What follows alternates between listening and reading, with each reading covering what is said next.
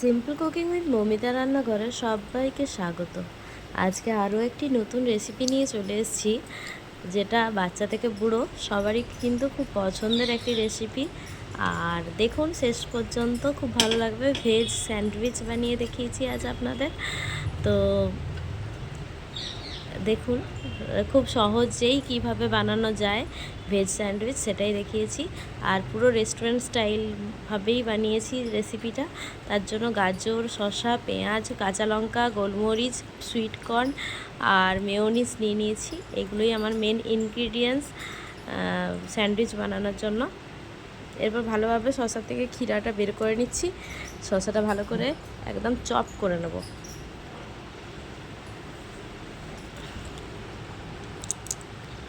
তো কারা কারা কোথা থেকে ভিডিওটা আমার দেখছেন একটু আমাকে কমেন্টে জানাবেন।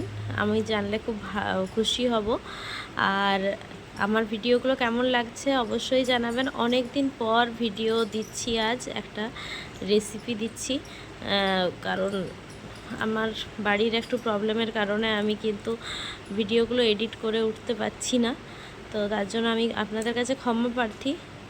তো আশা করছি খুব তাড়াতাড়ি সব কিছু ঠিক হয়ে যাবে এবং খুব তাড়াতাড়ি আমি আবার আপনাদের সবার কাছে ভালো ভালো রেসিপি নিয়ে আসতে পারবো, এই কামনাই করছি। আপনারাও একটু প্রে করুন। আমি এই যে আমার ঝামেলা, আমার লাইফের যে ঝামেলা চলছে, সেগুলো যেন সব ঠিক হয়ে যায়, তার থেকে যেন আমি বেরিয়ে আসতে পারি। আপনারাও একটু প্রে করুন ভগবানের কাছে।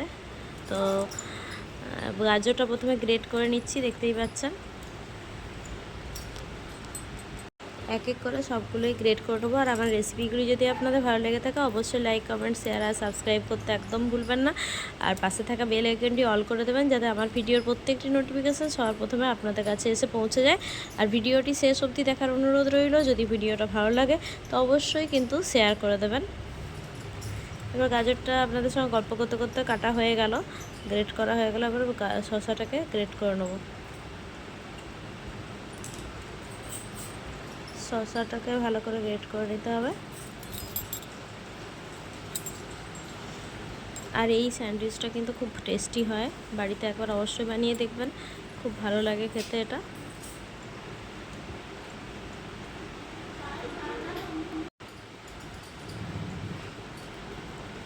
তো গাজরটাও গ্রেট করা হয়ে গেল। এরকমভাবেই গাজরটাকেও গ্রেট করে নিতে হবে। এই শসাটাকে এবার সুইট কর্নটা একটু সেদ্ধ করতে দিয়ে দেবো, সেদ্ধ হয়ে যাক সুইট কর্নটা। ততক্ষণে পেঁয়াজটা আমি কেটে নিচ্ছি। পেঁয়াজটা কিন্তু এরকমভাবে গ্রেট করব না, রাফলি চপ করব পেঁয়াজটাকে।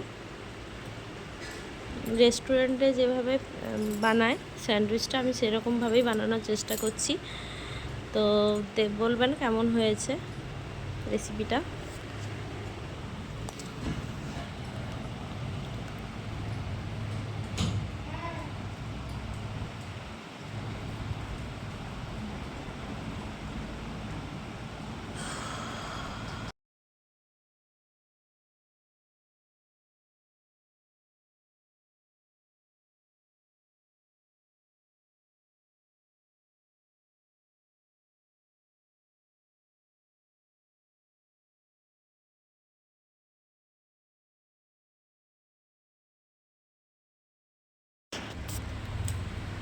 বোলের মধ্যে পেঁয়াজটা নিয়ে নিলাম।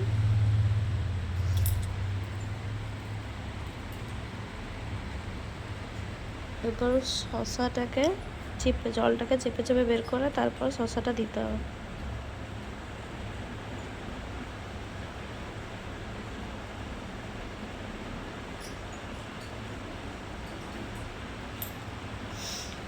নাহলে কিন্তু স্যান্ডউইচটা ন্যাতপেতে হয়ে যাবে, তার জন্য ওই জলটাকে চিপে চিপে দিতে হবে। এরপর গাজরটা ওই সেম প্রসেসেই দিতে হবে।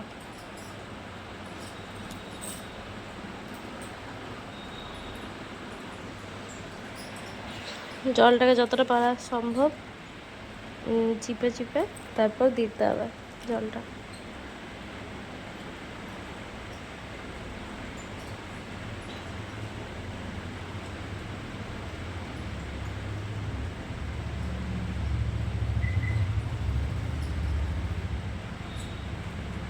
এরপর সব মশলাগুলো দিয়ে দেবো। তার আগে সুইট কর্নটা দিয়ে দিতে হবে, সেদ্ধ করে রাখা সুইট কর্নটা দিয়ে দিলাম। এরপর দিয়ে দিতে হবে গোলমরিচ গুঁড়ো। এরপর দিয়ে দেবো চাট মশলা।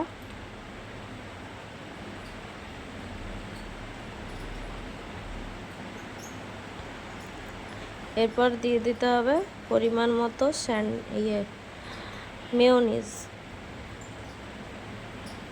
মেয়োনিজটা কিন্তু এখানে মেয়োনিজে কোনো কার্পণ্য করা চলবে না। মেয়োনিজের বদলে আপনারা দইও ইউজ করতে পারেন।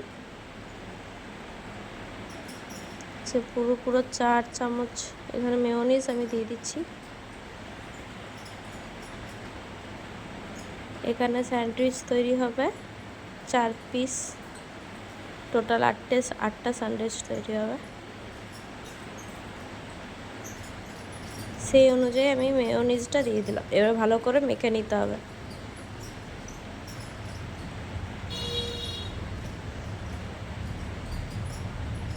দেখুন জলটা নিগুড়ে দেওয়ার কারণে কিন্তু একটুকুনো জল হয়নি, পুরো ড্রাই হয়েছে মাখাটা।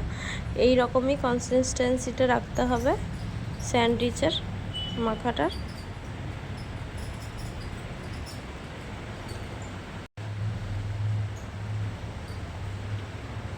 পরিমাণ মতো লবণ দিয়ে দিলাম।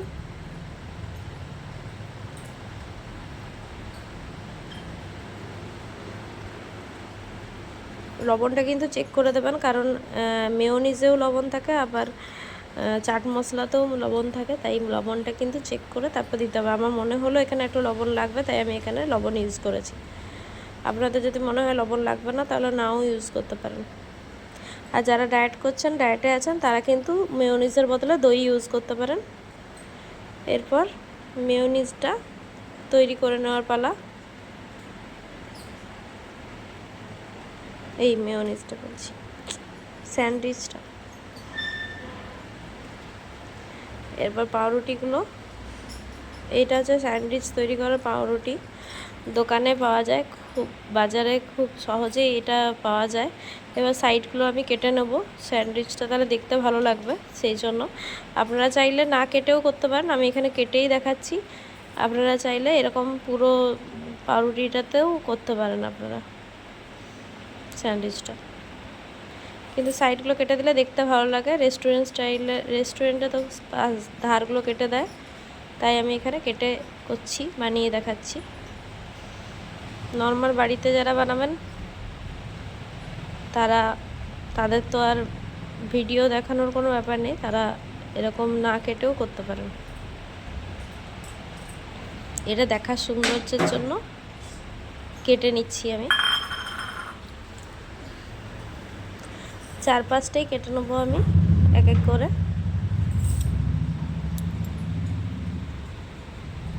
আর এই ব্রেডের ধারগুলো ফেলে দেবেন না, এগুলো দিয়ে কিন্তু সুন্দরভাবে ব্রেড ক্রাম্ব তৈরি হয়ে যাবে কড়াইয়ে দিয়ে।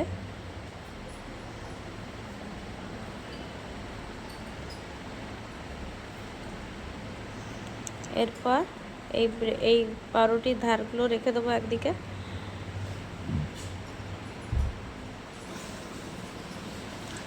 আমার রেসিপিগুলো যদি আপনাদের ভালো লাগে থাকে তো অবশ্যই লাইক, কমেন্ট, শেয়ার, সাবস্ক্রাইব করতে একদম ভুলবেন না। এরপর এই যে পাউরুটিগুলো এক এক করে আমি আগের থেকে বানিয়ে রেখেছি পুদিনা চাটনি। একটা সাইডে আমি পুদিনা চাটনি দেবো আর একটা সাইডে দেবো সস।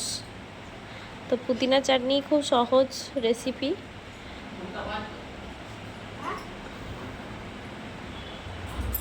পুদিনা রসুন দিয়ে একটু নুন চিনি দিয়ে লঙ্কা দিয়ে বেটে নিলে হয়ে গেল পুদিনা চাটনি।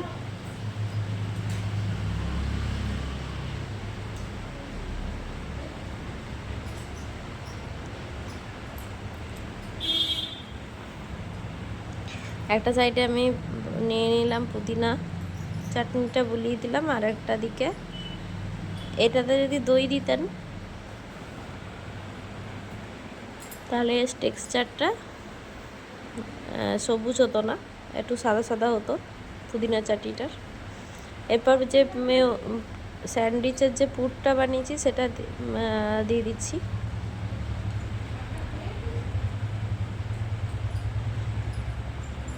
ভালোভাবে পুরটা,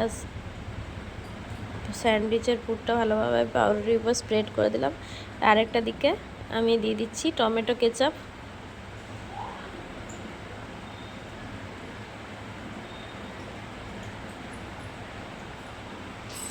ভালোভাবে স্প্রেড করে দিলাম চামচের সাহায্যে।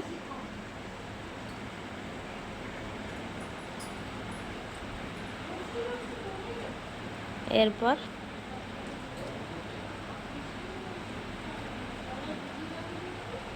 ভালোভাবে চেপে চেপে বসিয়ে দিলাম। এবার স্যান্ডউইচ মেকার আমাদের বাড়িতে কম বেশি সবারই থাকে, এখন তো অ্যাভেলেবেল সবার বাড়িতেই। ভালোভাবে বসিয়ে 5 থেকে 10 মিনিট ঢাকা দিয়ে দিলেই হয়ে গেল আমাদের তৈরি স্যান্ডউইচ, ভেজ স্যান্ডউইচ। গরম গরম পরিবেশন করুন। তো কেমন লাগলো আজকের রেসিপিটা অবশ্যই কমেন্টে জানাবেন। Thanks for watching this video. ভালো লাগলে লাইক কমেন্ট শেয়ার করতে একদম ভুলবেন না। আর আপনারা এরকমভাবেই আমার পাশে থাকবেন। দেখা হচ্ছে অন্য কোনো ভিডিওতে অন্য কোনো দিন। টাটা।